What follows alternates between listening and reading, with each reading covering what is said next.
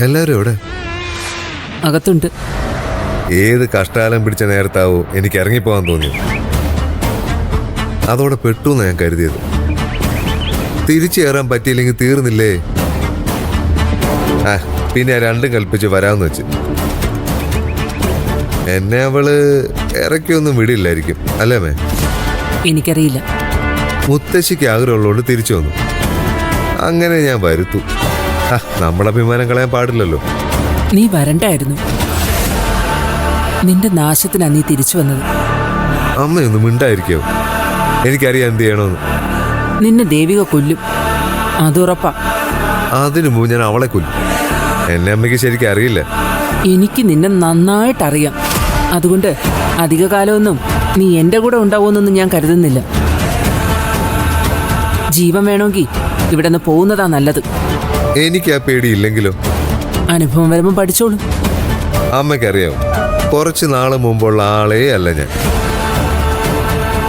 എന്റെ കയ്യിലാ ഇപ്പൊ പലരുടെയും ജീവിതം. അതുകൊണ്ട് ഞാൻ വിചാരിക്കുന്നിടത്ത് നിൽക്കും സകലതും. സകല അവളുമാരും സകല അവന്മാരും.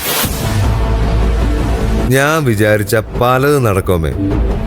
കറുത്ത കൊടി പൊക്കാനും പറ്റും, വെള്ളക്കൊടി പൊക്കാനും എനിക്ക് പറ്റും. അത് നിനക്ക് മാത്രമല്ല, മറ്റുള്ളവർക്കും പറ്റുമെന്ന് ഓർത്താ കൊള്ളാം.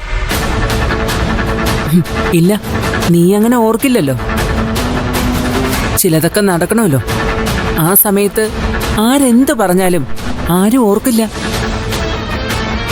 വരാനുള്ളത് വഴി തങ്ങില്ലല്ലോ. എന്താ എന്താ നിന്റെ കയ്യിലൊരു പൊതി? അമ്മ അറിയുന്നത് ചോദിച്ചെന്നേ ഉള്ളൂ. ഇത് കുറച്ച് മരുന്നാ. മരുന്നോ? ആർക്കാ മരുന്ന്? എനിക്ക്. എല്ലാവർക്കും. ചുറ്റും പ്രശ്നങ്ങളല്ലേ അമ്മേ, മനസമാധാനമില്ല.